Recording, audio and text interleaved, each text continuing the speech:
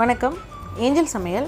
இன்றைக்கி நம்ம பார்க்க போகிறது குட்டீஸோட ரொம்ப ஃபேவரட்டான இப்போ ட்ரெண்டிங்கில் இருக்கிற பினாட்டா கேக்.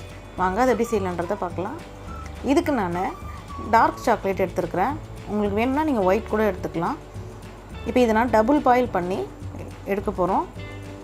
டைரெக்டாக நம்ம மெல்ட் பண்ணக்கூடாது. இப்போது டபுள் பாயில் பண்ணிவிட்டு நான் இந்த கேக் மோல்டில் ஊற்றி இந்த மாதிரி ஃபுல்லாக ஈவனாக ஸ்ப்ரெட் பண்ணிக்கோங்க. இதை ஒரு 5 மினிட்ஸ் ஃப்ரிட்ஜில் வச்சுட்டு திருப்பியும் செகண்ட் லேயர் மேலே இதே மாதிரி கொடுக்கணும். ரொம்ப திக்காக கொடுக்கணும், இல்லைனா நம்ம தனியாக பிரித்து எடுக்கும் போது உடஞ்சிரும். அதனால் 2 லேயர் கண்டிப்பாக கொடுக்கணும், திக்காக கொடுக்கணும். இப்போ இதையே நான் ஃப்ரிட்ஜில் வச்சுட்டு ஒரு 10 நிமிஷம் போல் இதை நான் இப்போது ஓப்பன் பண்ணி எடுக்க போகிறேன். இப்போ உள்ளே நம்மளுக்கு ஈவனாக இல்லைனாலும் அது தெரியாது, ஏன்னா நம்ம ஃபுல்லாகவே நம்ம அதை திருப்பி தான் போட போகிறோம். பார்த்திங்கன்னா தெரியும். இப்போ தனியாக நம்மளுக்கு ஃப்ரண்ட்டில் இந்த மாதிரி ஷைனிங்காக கிடச்சிருச்சு. இதுக்கு நம்ம சிலிக்கான் மோல்டு நீங்கள் யூஸ் பண்ணிங்கன்னா தான் கரெக்டாக இருக்கும். இப்போ நான் விப்பிங் க்ரீம் நான் பிளெண்ட் பண்ணிக்கிறேன். நம்ம பினாட்டா கேக்குள்ளே அதுக்கு மேலே தடவுறதுக்கு விப்பிங் க்ரீம் தேவை. உங்களுக்கு இது வேண்டாம் அப்படின்னா கூட நீங்கள் இதை ஸ்கிப் பண்ணிக்கலாம். ஏன்னா அதுக்குள்ளே கேக் வைக்கிறது, சாக்லேட், அது எல்லாமே உங்களுக்கு எப்படி தோணுதோ அதுக்கேற்ற மாதிரி செஞ்சுக்கலாம்.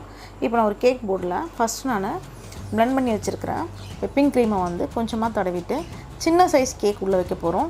ஏன்னா நம்ம அதுக்கு மேலே இதை திருப்பி உள்ளே கவர் ஆகிற அளவுக்கு சின்னதாக இருக்கணும் கேக். அதனால் நான் சின்னதாக ஒரு பீஸ் வச்சுட்டு இதுக்கு மேலே சுகர் சிரப்பு, இல்லைனா நீங்கள் ஜாம் கூட இதுக்கு தடவிக்கலாம். இதுக்கு மேலே சுகர் சிரப்பு தடவிட்டு நம்ம பிளெண்ட் பண்ணி வச்சுருக்கிற விப்பிங் க்ரீம் தடவி ஃபுல்லாக ஈவன் பண்ணிக்கோங்க. இதுக்குள்ளே நீங்கள் எக்ஸ்ட்ரா என்னென்ன சாக்லேட்டு உங்கள் பசங்களுக்கு பிடிக்குது, அதனால் அது எந்தெந்த சாக்லேட் பிடிக்குதோ அதை கூட நீங்கள் உள்ளே வச்சு க்ளோஸ் பண்ணி கொடுக்கலாம். நான் இன்றைக்கி இதில் ஜெம்ஸ் வைக்க போகிறேன். அப்புறமா சுகர் ஸ்ப்ரிங்கிள்ஸ், சின்ன சின்னதாக சாக்லேட்ஸ், உங்களுக்கு எந்த சாக்லேட் பிடிக்குதோ அதை உள்ளே நீங்கள் வச்சு மேலே இதை கவர் பண்ணி கொடுங்க. இது மேலே சும்மா சுகர் ஸ்ப்ரிங்கிள்ஸ் கொடுத்து இப்போ நம்ம இதை க்ளோஸ் பண்ண போகிறோம். இப்போ பார்த்திங்கன்னா இதை அப்படியும் நீங்கள் விட்டுடலாம்.